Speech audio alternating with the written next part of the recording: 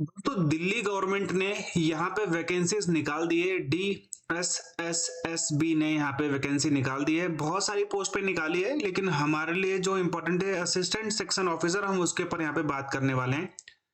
जब आपका form apply आप कर सकते हैं कब से, 24 फरवरी 2026 से, और 25 मार्च 2026 तक आपका ये फॉर्म भरा जाएगा। तो ऑब्वियसली आपने इससे पहले इसके बीच में यहाँ पे भर लेना है। ओके, तो हम लोग यहाँ पे बात करने वाले हैं किससे, एक और चीज क्लियर कर देता हूँ, ये सभी के लिए ऑल इंडिया कोई भी फॉर्म ये भर सकता है। बस जो ओबीसी वाले जो कैंडिडेट होते हैं, वो जो अदर स्टेट के जो ओबीसीज होते हैं ना, उनको दिल्ली में अनरिजर्व यहाँ पर माना जाएगा। बाकी एससी एसटी का जो है वो तो वैसे ही चलेगा।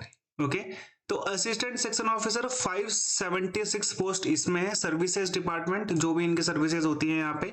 दिल्ली पोल्यूशन कंट्रोल कमेटी में 3 पोस्ट है। Delhi urban shelter improvement board में यहाँ पे 8 पोस्ट है। इन सभी के जो पिछले बार के पेपर्स है ना, मैं वो आपको टेलीग्राम चैनल में दे दूंगा, उसका लिंक नीचे है, जाके आप ज्वाइन कर लेना एक बार, सो दैट आपको उससे बहुत सारी चीजें सीखने को मिल जाएंगी वहां पे। ठीक है, आपके लिए इंपॉर्टेंट है।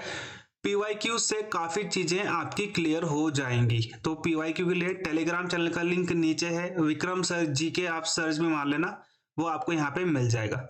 ठीक है, अब यहाँ पे हम लोग देखते हैं हमारी जो मैंने आपको पोस्ट बता दी है। अब हम देख लेते हैं यहाँ पे क्वालिफिकेशन। देखो यहाँ पे क्वालिफिकेशन सब में सेम ही है देखा जाए तो। ये रहा आपका सर्विसेज डिपार्टमेंट वाला, इसमें सबसे ज्यादा वैकेंसीज है 576। देखो बैचलर डिग्री चाहिए आपको, ठीक है, कोई भी एक्सपीरियंस नहीं है, कुछ भी नहीं मांगा गया, लेवल 7 की जॉब है भाई, अच्छे खासी जॉब है। एज 21 से 30 के बीच में। ओके, वही दिल्ली पोल्यूशन कंट्रोल बोर्ड में भी सेम है क्राइटेरिया, कोई दिक्कत यहाँ पे नहीं है। बेसिक नॉलेज ऑफ कंप्यूटर आपको थोड़ा बहुत यहाँ पे आना चाहिए।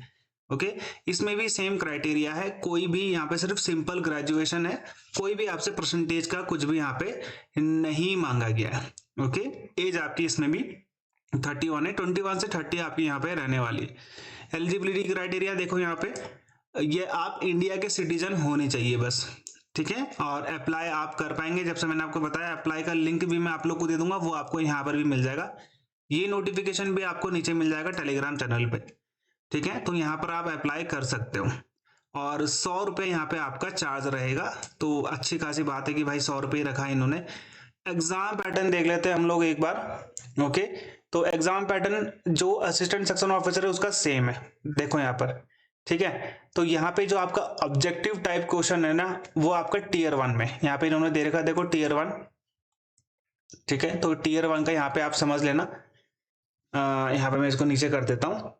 ठीक है, टीयर 1 हो गया आपका जीके, रीजनिंग, क्वांट्स, हिंदी और इंग्लिश आपका यहाँ पे पूछा जाएगा। 200 क्वेश्चन होंगे, हर सेक्शन के 40-40 क्वेश्चन आएंगे, हिंदी के 40, इंग्लिश के 40, ऐसे करके आपको यहाँ पे पेपर देना है। और ये सिर्फ क्वालिफाई है टीयर 1। ठीक है, टीयर 2 जो होगा आपका 3 घंटे का होगा, सेम आपका उसमें 2 होंगे, पार्ट 1 और पार्ट 2।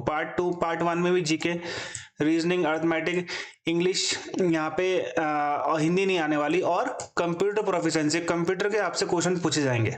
ठीक है, 40 मार्क्स होगा हर एक सेक्शन का। हिंदी यहाँ पे टीयर 2 में नहीं पूछी गई है। ओके, पार्ट 2 में आपका डिस्क्रिप्टिव यानी कि लिखने का पेपर होगा 100 मार्क्स का, जहां पे आपका एक एस्से आएगा जो कि 50 मार्क्स का होगा। लेटर आपको लिखना है। ठीक है, एप्लीकेशन जो होता है 25 मार्क्स का आएगा, वो प्रेसिव राइटिंग आपका 25 मार्क्स का आएगा, और इन दोनों का ही मिलाकर आपकी कट ऑफ लगने वाली। देखो यहाँ पे लिखा हुआ भी है कि जो टीयर 1 है ये सिर्फ क्वालिफाई इन नेचर है।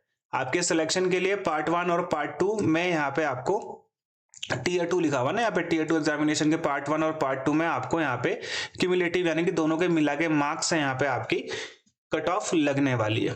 ठीक है, जितने भी आपने मार्क्स ऑब्टेन करे टीयर 1 में, टीयर 2 में, ऐसा कुछ भी यहाँ पे नहीं है कि मिनिमम क्वालिफाइंग मार्क्स, ऐसा कुछ नहीं है पार्ट 1 पार्ट 2 में। जो यहाँ पे ये है ना आपका पार्ट 1 और पार्ट 2, 200 मार्क्स और प्लस 300 मार्क्स, इसमें से ऐसा कुछ नहीं है कि आप दूसरे वाले में 100 में से 100 ले आओ, पहले वाले में 50 200 में से आप 50 लेके आओ। वो डिपेंड करता है, इन्होंने यहाँ पे कुछ भी उसके लिए परसेंटेज यहाँ पे नहीं रखा गया है। ठीक है, तो यही है आपको यहाँ पे जो सबसे इंपॉर्टेंट है, पोस्ट प्रेफरेंस आपको यहाँ पे देनी पड़ेगी अगर आप मल्टीपल पोस्ट भरते हैं तो। ठीक है, तो यहाँ पे लिखा हुआ है कि ये कट ऑफ बता रही है इन्होंने, लेकिन ऐसी कट ऑफ रहती नहीं, आपको पता है हाई ही जाती है। ओके, तो ये टेक्निकल एग्जामिनेशन का है। ओके, तो यहाँ पे सिंपली मैं आपको बताया था रिजर्वेशन का बेनिफिट यहाँ पे लिखा हुआ है, देखो इन्होंने, reservation benefit will be avail to SC ST OBC EWS PWD ESM special category government of NCT and Delhi, ये जो है इसके हिसाब से यहाँ पे होगा। यहाँ पे सिंपल सा इन्होंने यहाँ पे बोला हुआ है। ओके, ईडब्ल्यूएस कैटेगरी का आप यहाँ पे देख सकते हो। तब यहाँ पे होना चाहिए ओनली ओबीसी दिल्ली कैंडिडेट जो है, सिर्फ दिल्ली के ओबीसी उनको ही यहाँ पे लिया जाएगा। ठीक है, यहाँ पे लिखा हुआ ना रिलैक्सेशन उनको ही दिया जाएगा। बाकी जो होंगे ओबीसी आउटसाइड कैंडिडेट, इनको अनरिजर्व कैटेगरी यानी कि जनरल में ट्रीट करा जाएगा। ठीक है, तो यहाँ पे आपको पता होना चाहिए डिपार्टमेंटल कैंडिडेट भी सिर्फ दिल्ली के ही माने जाएंगे। ओके, यहाँ पे ऐसा इन्होंने यहाँ पे लिखा हुआ है। बाकी अगर कुछ मिस्टेक हो गई होगी तो आप उसके लिए कमेंट में लिख सकते हो। ओके, बाकी इसका पेपर मैं आप लोगों को यहाँ पे दे दूंगा। नीचे लिंक है टेलीग्राम चैनल का। बाय बाय एंड जय हिंद।